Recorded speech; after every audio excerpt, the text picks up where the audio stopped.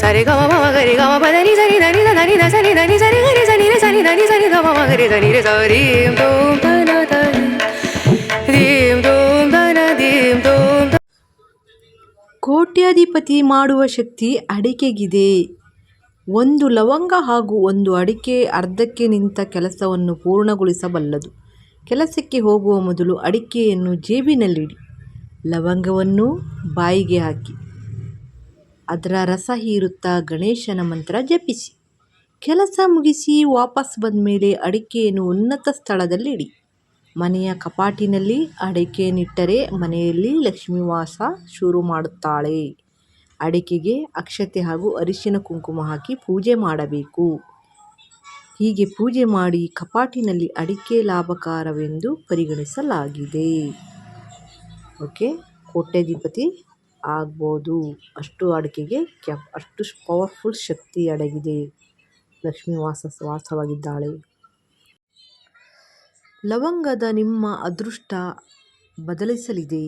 ಲವಂಗವನ್ನು ಕರ್ಪೂರದ ಜೊತೆ ಸೇರಿಸಿ ಶನಿವಾರ ಸಂಜೆ ಮನೆಯ ಮುಖ್ಯ ಗೇಟ್ ಬಳಿ ಹಚ್ಚಬೇಕು. ಇದರಿಂದ ನಿಮ್ಮ ಮನೆಯಲ್ಲಿ ಎಂದೂ ನಕಾರಾತ್ಮಕ ಶಕ್ತಿಯ ವಾಸವಾಗುವುದಿಲ್ಲ. ನೆನಪಿಟ್ಕೊಳ್ಳಿ, ಲವಂಗವನ್ನು ಕರ್ಪೂರದ ಜೊತೆ ಸೇರಿಸಿ ಶನಿವಾರ ಸಂಜೆ ಮನೆಯ ಮುಖ್ಯ ಗೇಟ್ ಬಳಿ ಹಚ್ಚಬೇಕು. ಇದರಿಂದ ನಿಮ್ಮ ಮನೆಯಲ್ಲಿ ಎಂದೂ ನಕಾರಾತ್ಮಕ ಶಕ್ತಿಯ ವಾಸವಾಗುವುದಿಲ್ಲ.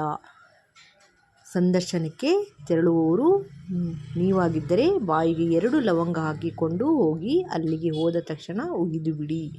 ಭಗವಂತನನ್ನು ನೆನೆದು ನಿಮ್ಮ ಬೇಡಿಕೆ ಮುಂದಿಡಿ. ಓಕೆ, ಬಾಯಿಗೆ 2 ಲವಂಗ ಹಾಕಿಕೊಂಡು ಹೋಗಿ ಅಲ್ಲಿಗೆ ಹೋದ ತಕ್ಷಣ ಉಗಿದು ಬಿಡಿ. ಭಗವಂತನನ್ನು ನೆನೆದು ನಿಮ್ಮ ಬೇಡಿಕೆ ಈಡೇರಿಸಿಕೊಳ್ಳಿ. ಓಕೆನಾ. ಕೆಟ್ಟ ದಿನಗಳನ್ನು ದೂರ ಮಾಡುತ್ತೆ ಈ ಕಪ್ಪು ಎಳ್ಳು. ಕಪ್ಪು ಎಳ್ಳನ್ನು ದಾನವಾಗಿ ನೀಡಿ. ಇದರಿಂದ ರಾಹು, ಕೇತು, ಶನಿಯ ಕೆಟ್ಟ ದೃಷ್ಟಿ ನಿಮ್ಮ ಮೇಲೆ ಬೀಳುವುದಿಲ್ಲ.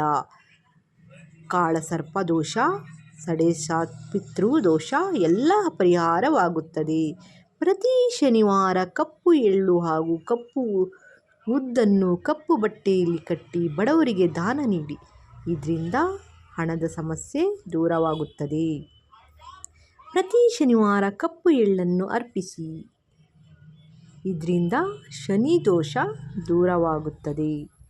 ವೃದ್ಧಾಪ್ಯದಲ್ಲಿ ಕಾಡುವ ರೋಗ ಕೂಡ ದೂರವಾಗುತ್ತದೆ. ಓಕೆನಾ. ಈ ಕಪ್ಪು ಎಳ್ಳಿನಲ್ಲಿ ಅಷ್ಟೊಂದು ಪವರ್ಫುಲ್ ಶಕ್ತಿ ಅಡಗಿದೆ. ಓಕೆ, ಟ್ರೈ ಮಾಡಿ ನೋಡಿ. ಒಂದೊಂದು ವಸ್ತು ನೀವು ಟ್ರೈ ಮಾಡಿದರೆ ನಾವು ಹೇಳಿದ್ದು ಅದು ಪಕ್ಕಾ ರಿಸಲ್ಟ್ ಸಿಗುತ್ತೆ.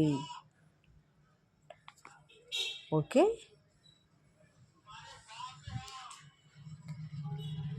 ಕಪ್ಪು ಎಳ್ಳನ್ನು